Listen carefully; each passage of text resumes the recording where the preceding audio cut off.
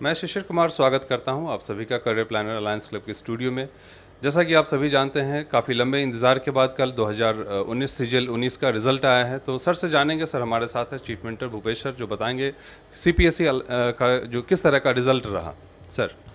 धन्यवाद शिशिर जी। आपके माध्यम से सभी बच्चों, अभिभावक, अपने कलीग्स को ये बताना चाहते हैं, जैसा कि कुछ दिन पहले हमने एनुअल रिजल्ट अनाउंसमेंट किया था आपके माध्यम से, और पूरे वर्ष का, वो वित्तीय वर्ष का 21-22 का लेखा जोखा प्रस्तुत किए थे हम लोग। उसी दिन मैंने बोला था, क्योंकि उस क्लिप में लिखा था सीजीएल 2019 अवेटिंग, और मैंने उसी दिन बोला था कि सीजीएल 2019 का इंतज़ार ख़त्म होगा और बहुत ही जल्द फाइनल रिज़ल्ट आएगा। वो वैसा ही हुआ। कल रात को रिज़ल्ट्स आ गए हैं, और जहाँ तक सीपीएसई के बच्चों का सवाल है, रिज़ल्ट्स का सवाल है, माइंड ब्लोइंग रिज़ल्ट्स जो है यहाँ से रिकॉर्ड किया गया है। टोटल 54 बच्चों का सिलेक्शन यहाँ से दर्ज किया गया है। यदि कुछ हम रिज़ल्ट्स के हाइलाइट्स की बात कर लें, तो हाइलाइट्स कुछ ऐसा है कि इस बार सीपीएसई के बच्चों ने पिछले सभी रिकॉर्ड को तोड़ते हुए, सीजीएल में हर साल 18 हो, 17 हो, 16 हो, हर समय अच्छे रिजल्ट्स आए हैं यहाँ से, लेकिन इस बार सीजीएल 19 का जो रिजल्ट है वो माइंड ब्लोइंग रिजल्ट है। All India rank 16 Ravishankar Jha हैं, क्लासरूम के स्टूडेंट रहे हैं, अलायंस क्लब में रहे हैं, लगभग 3-3.5 साल उन्होंने यहाँ दिया है। उनका रिजल्ट आया है जो ऑल इंडिया रैंक 16 वो लाए हैं।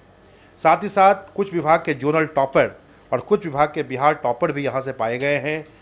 5 ऐसे सीपीएसियन पाए गए हैं, यानी करियर प्लानर अलायंस क्लब के विद्यार्थी, जो ऑल इंडिया रैंक टॉप 200 में अपनी जगह बनाए हैं।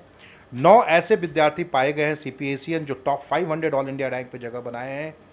8 सिलेक्शन इंस्पेक्टर कैडर में रिपोर्ट किया गया है, जिसमें income tax inspector, GST, excise और प्रिवेंटिव एग्जामिनर आते हैं। 2 सिलेक्शन डबल एओ कैडर के लिए, जो गस्टेड ऑफिसर होता है, उसके लिए भी रिपोर्ट किया गया है।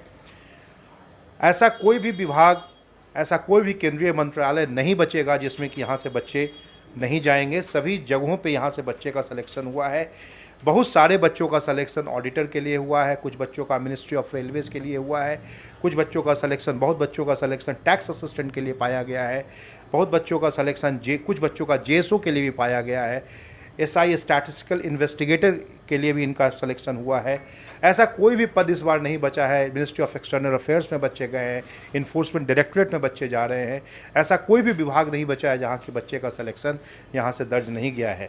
तो जैसा अनुमान था हम लोग का सीजीएल 2019 में, कहीं उससे भी ज़्यादा अच्छा रिजल्ट्स बच्चों ने दिया है, जो कि सीजीएल 2020 और सीजीएल 2021 के यहाँ के पॉट के जो विद्यार्थी हैं उनकी जवाबदेही को और बढ़ाता है कि इन सारे बच्चे जो अभी पॉट में हैं, जो 20 और 21 का एग्ज़ाम दे रहे हैं, लिख रहे हैं, उनको इससे भी ज़्यादा अच्छा रिजल्ट्स लाना होगा, और इसके लिए पूरी टीम एकजुटता के साथ काम कर रही है।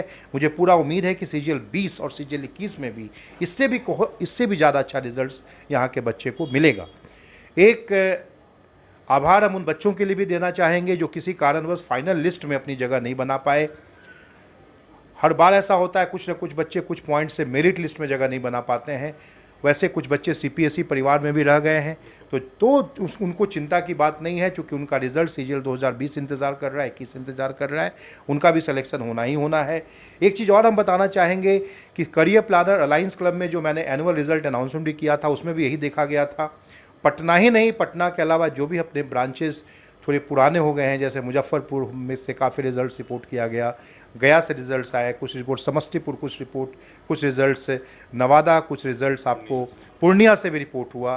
तो जाहिर सी बात है, बक्सर तो एकदम नया ब्रांच है, तो अभी वो अगले साल से रिजल्ट्स रिपोर्ट करेगा। साथ ही साथ एसएससी में भी यही चीज़ देखा गया कि मुजफ्फरपुर से भी, अन्य ब्रांचों से भी रिजल्ट्स रिपोर्ट किए गए। तो एक सीपीएसई परिवार ने इकोसिस्टम बनाया है, जिस इकोसिस्टम से बिहार के सभी जिलों में जहाँ जहाँ ये चेन ब्रांड उपस्थित है, वहाँ के ज़बरदस्त परफॉर्मेंस के कारण बच्चों को वहाँ पे फ़ायदा मिल रहा है, जिससे इतनी बड़ी संख्या में रिजल्ट्स आ रहे हैं। तो जैसा कि सर ने बताया, इस बार सीपीएसई ने काफ़ी रैंक होल्डर्स दिया है डिपार्टमेंट को।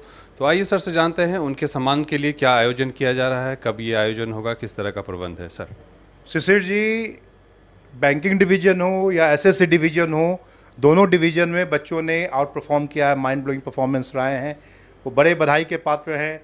24 महीने में 17 महीने कोचिंग बंद था कोरोना की वजह से, उसके बावजूद सीपीएसई सिस्टम ने जो ऑनलाइन शिक्षा प्रदान की, चाहे क्लब की शिक्षा हो या क्लास की शिक्षा हो, दोनों की वजह से बच्चों ने रिजल्ट्स में उछाल ही आया, किसी तरह की दिक्कत नहीं हुई।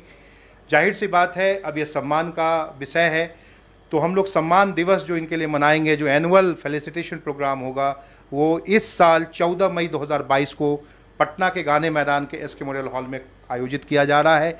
ये कन्फर्मेशन आ चुका है। 1 बजे कार्यक्रम की शुरुआत होगी और 7:30 बजे समाप्ति होगी।